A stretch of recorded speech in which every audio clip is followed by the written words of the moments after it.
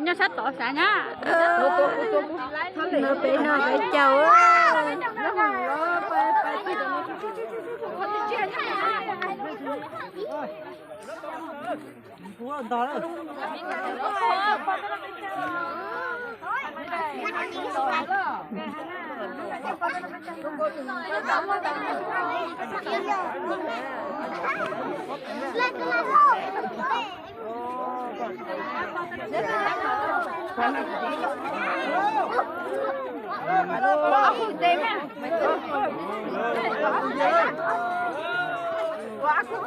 Bé cháu ơi, xong nọ.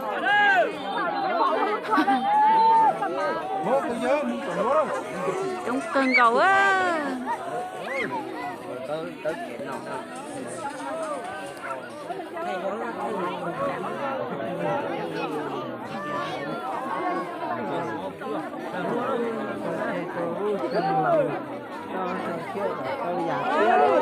Nên chết cháu.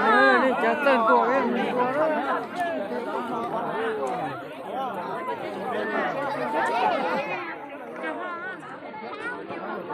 Thầy tổ sẽ khóc áp phồng cái thế này. thầy của mình gửi qua nè.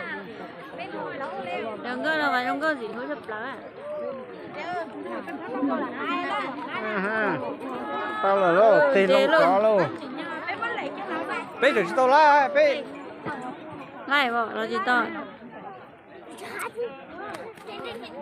Chầu á, bị sùng á.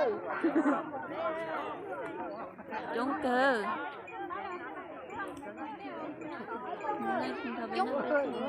Nó bé trúng rồi.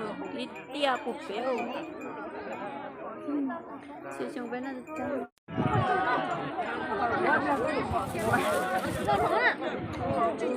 Bài được họ phía bé rồi tan cho nó là cá lừa nó bé chào hết là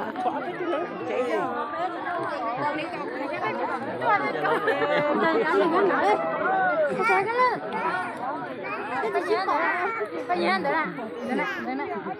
Bao nhiêu nữa?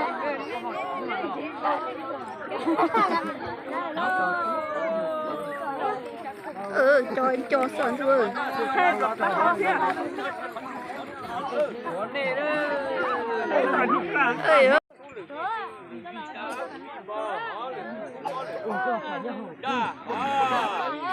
Đỏ luôn trong lòng tan, đỏ luôn trong lòng từ.